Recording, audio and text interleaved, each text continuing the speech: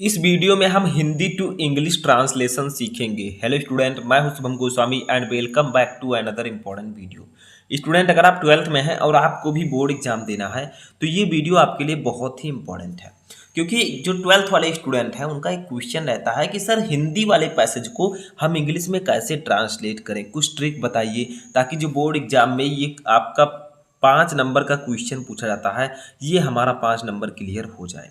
देखिए student, Hindi to English translation करने के लिए आपको कुछ ट्रिक लगाना होगा, कुछ टिप्स समझना होगा कि किस प्रकार से हमें सब्जेक्ट को चूज करना है, किस प्रकार से हमें टेंस पहचानना है, सब कुछ आपको आना चाहिए। ये मेरा पहला वीडियो है हिंदी टू इंग्लिश ट्रांसलेशन का, तो इस वीडियो को आप लोग लास्ट तक देखते रहें। अगर आप लोग 12th में हैं और आपको बोर्ड एग्जाम देना है, क्योंकि इंग्लिश में ये क्वेश्चन पूछा जाता है, हिंदी का एक पैसेज दे दिया जाएगा, आपको कहा जाएगा इसको इंग्लिश में ट्रांसलेट कीजिए। ठीक है, तो यहाँ पर हम सीखेंगे हिंदी टू इंग्लिश ट्रांसलेशन, वो भी ट्रिक से। तो सबसे पहले आप लोग इस वीडियो को लाइक कर दीजिएगा ताकि मैं आपको और भी इंपॉर्टेंट वीडियोज बना प्रोवाइड करवा सकूं। ठीक है, क्योंकि बहुत सारे स्टूडेंट कमेंट करते हैं सर आर्टिकल राइटिंग बताइए, लेटर राइटिंग बताइए। तो आप लोग जब वीडियो को अच्छे से लाइक करेंगे तभी तो मैं ये सब आगे बताऊंगा। देखिए अब यहाँ से स्टार्ट करते हैं हम लोग। तो देखिए जैसे ये आपका एक पैसेज दिया गया है हिंदी का, इसको आपको इंग्लिश में ट्रांसलेट करना है। देखिए पैसेज क्या है, पहले पैसेज पढ़ेंगे उसके बाद ट्रांसलेट करेंगे। देखिए, यमुना नदी के किनारे स्थित आगरा एक पुराना नगर है। प्राचीन साहित्य में इसका उल्लेख मिलता है। यह सुंदर ऐतिहासिक भवनों का नगर है। यहाँ मुगल कालीन अनेक इमारतें हैं। फतेहपुर सीकरी के भवन अकबर ने बनवाए थे। मोती मस्जिद और ताजमहल शाहजहां द्वारा बनाए गए थे। आगरे का किला भी अकबर ने ही बनवाया था। कहा जाता है कि इस स्थान पर पहले कोई दूसरा किला था। यहाँ का ताजमहल संसार का एक बहुत बड़ा आश्चर्य है। आगरा अब एक औद्योगिक नगर है।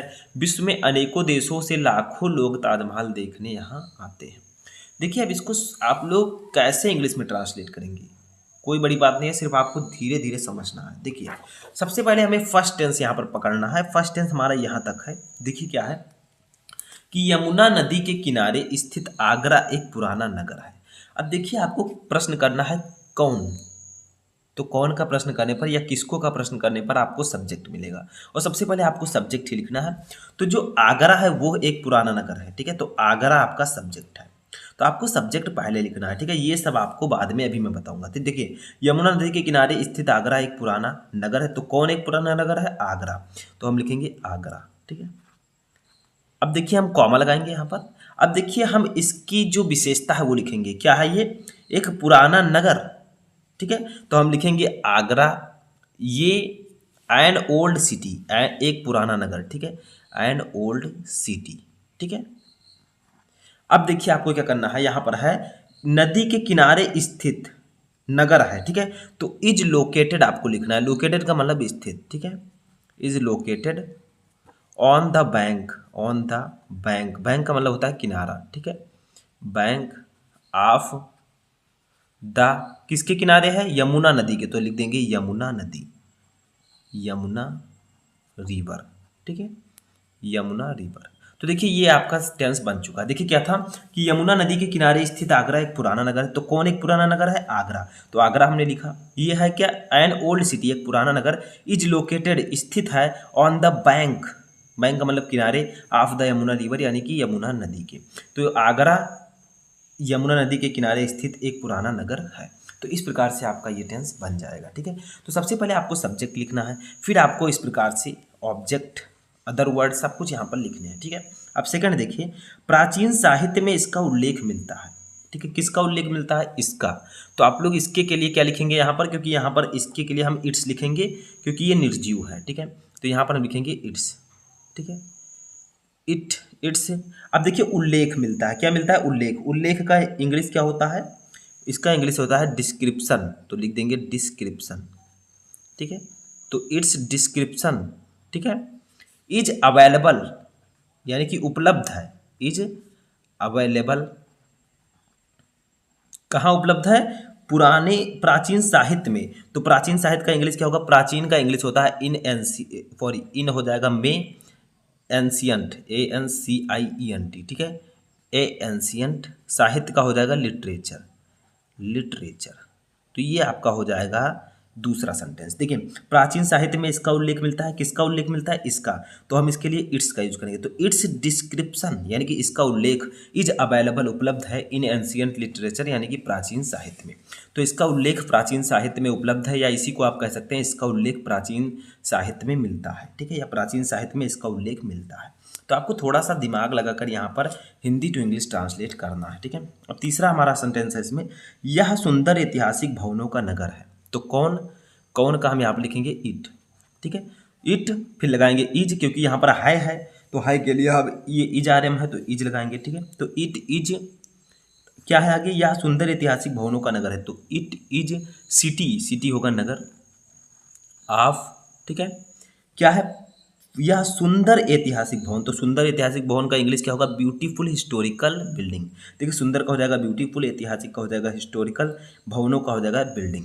तो आप लिखेंगे it is city of beautiful beautiful historical buildings, ठीक है, बिल्डिंग्स। बिल्डिंग्स का मतलब हो जाएगा इमारतों, ठीक है। तो it is city of beautiful historical buildings यानी कि यह प्राचीन या सुंदर ऐतिहासिक भवनों का नगर है। अब देखिए आगे क्या है, यहाँ मुगल कालीन अनेक इमारतें हैं, ठीक है। तो कहाँ अनेक इमारतें हैं, यहाँ, ठीक है। तो हम लिखेंगे देयर आर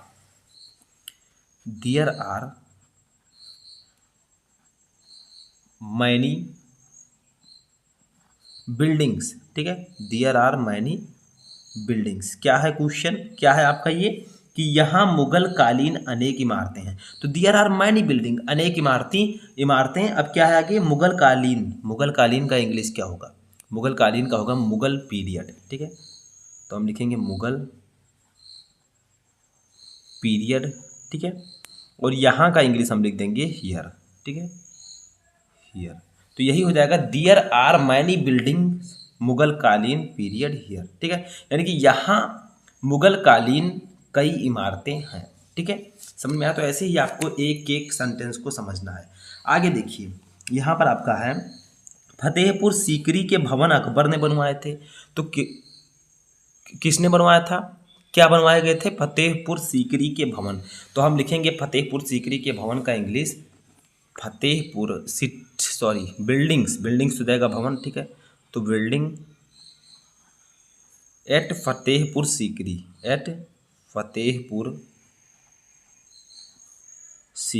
ठीक है।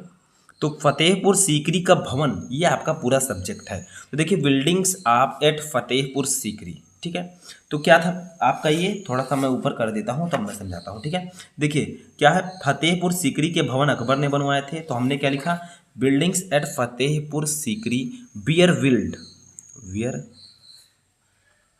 विल्ट बाई अकबर, ठीक है। तो फतेहपुर सीकरी के भवन अकबर ने बनवाए थे। देखिए किसने बनवाया था, अकबर ने बनवाया था। लेकिन यहाँ पर आपका पैसिव वॉइस रहेगा क्योंकि अकबर ने बनाया तो था नहीं, बनवाया था, ठीक है। तो यहाँ पर बियर बिल्ड का मतलब बनाना बाई अकबर, अकबर के द्वारा। तो यानी कि फतेहपुर सीकरी के भवन अकबर ने बनवाए थे। आगे देखिए, आगे है मोती मस्जिद और ताजमहल शाहजहां द्वारा बनवाए गए थे। तो यहाँ पर हम लिख देंगे, क्या लिखेंगे, मोती मस्जिद,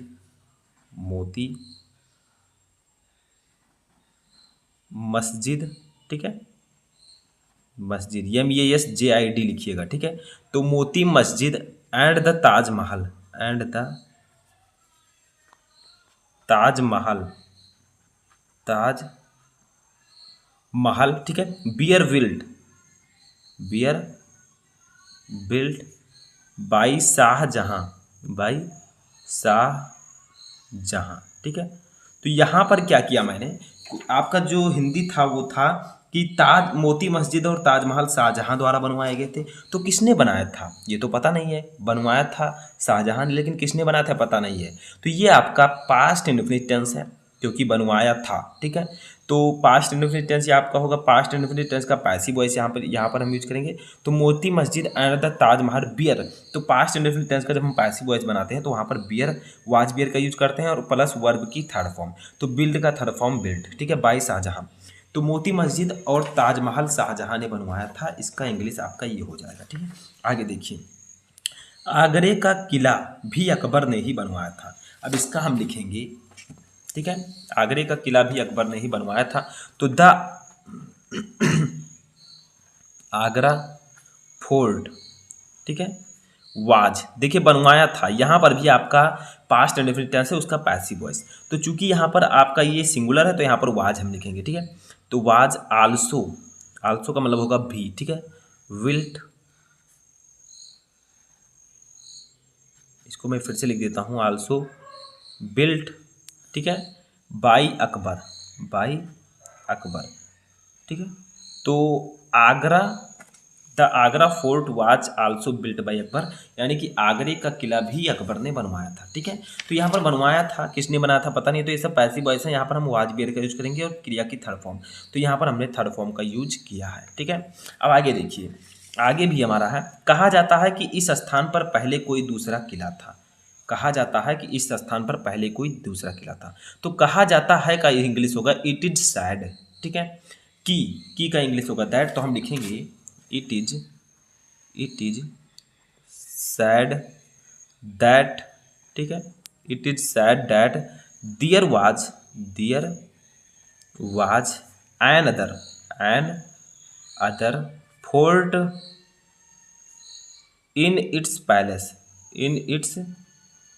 पैलेस, ठीक है। तो देखिए इट इज सैड, यानी कि कहा जाता है दैट कि there was another fort, यहाँ कोई दूसरा किला था, इन इट्स पैलेस, यानी कि इस स्थान पर।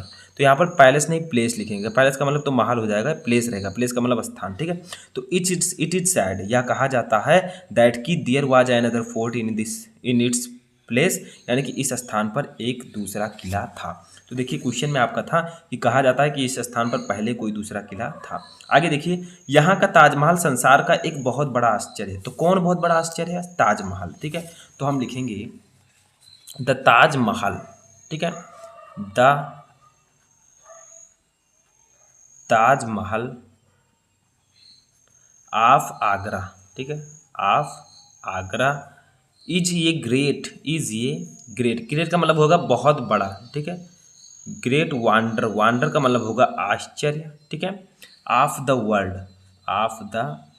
वर्ल्ड, ठीक है। तो इसका हिंदी हो जाएगा the Taj Mahal of Agra is a great wonder of the world, यानी कि यहाँ का ताजमहल दुनिया का सबसे बड़ा आश्चर्य है, ठीक है। आश्चर्य का मतलब ये बहुत बड़ा आश्चर्य है, ठीक है। आगे देखिए क्या है, आगरा अब एक औद्योगिक नगर है। तो कौन औद्योगिक नगर है? आगरा। तो हम यहाँ पर लिखेंगे Agra is now an industrial city, industrial का मतलब औद्योगिक, सिटी का मतलब नगर। तो हम लिखेंगे आगरा, ठीक है, इज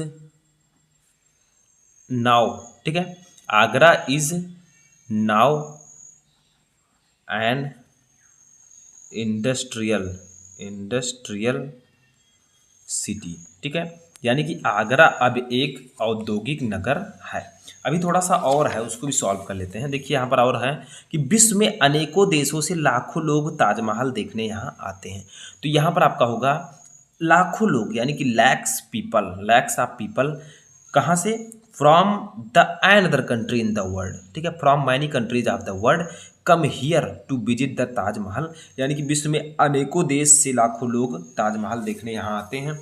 तो हम लिखेंगे lakhs of people,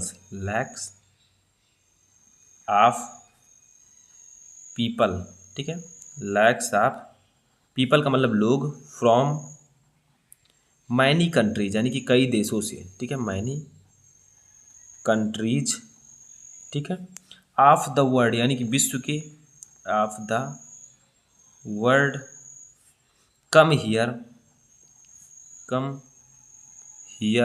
to visit the Taj Mahal, ठीक है। तो क्या था कि आपका क्वेश्चन था, आपका जो लाइन था वो था कि विश्व में अनेकों देशों से लाखों लोग ताजमहल देखने आते हैं। तो लैक्स ऑफ पीपल, यानी कि लाखों लोग, फ्रॉम मैनी कंट्रीज, कई देशों से, द वर्ल्ड संसार के, कम हियर आते हैं यहाँ, टू विजिट द ताजमहल, यानी कि ताजमहल देखने। तो यहाँ होगा आपका कि जो ताजमहल है इसको विश्व में अनेकों देशों से लाखों लोग देखने यहाँ आते हैं, ठीक है। तो विश्व में अनेकों देशों से लाखों लोग ताजमहल देखने यहाँ आते हैं। तो देखिए थोड़ा सा आपको अभी डिस्टर्बिंग हुआ होगा, क्योंकि जो आपका ये पैसेज है, ठीक है, ये पूरे पेज में मैंने पैसेज लिख रखा है। अब इसका जब मैं हिंदी टू इंग्लिश ट्रांसलेशन कराता हूँ तो मुझे अनदर पेज लेना पड़ता है, तो वही थोड़ा सा आपको समझना है। अभी पहला ये आपका वीडियो था, आई होप कि आपको 70 से 80% तो समझ में आ चुका होगा। आपको कमेंट बॉक्स में बताना है कि आपको कितने जो वाक्य हैं, सेंटेंस है, वो यहाँ पर समझ में आए। देखिए पूरे का मैंने आपको इंग्लिश ट्रांसलेट करना बता दिया है। पहले आप लोग हिंदी पढ़िए, एक एक टेंस को समझिए कि कौन सा टेंस यहाँ है, या इसमें ज़्यादातर आपका पास्ट इंडेफिनिट टेंस यूज हुआ है, वो भी पैसिव वॉइस, ठीक है। तो ऐसे ही आपको टेंसेस को समझना है। धीरे धीरे मैं आपको और भी इंपॉर्टेंट पैसेज बताता रहूँगा। तो कैसा लगा आपको ये वीडियो, कमेंट बॉक्स में बताएं। हम मिलेंगे नेक्स्ट वीडियो में नेक्स्ट टॉपिक के साथ। तब तक आप लोग अपनी तैयारी करते रहें।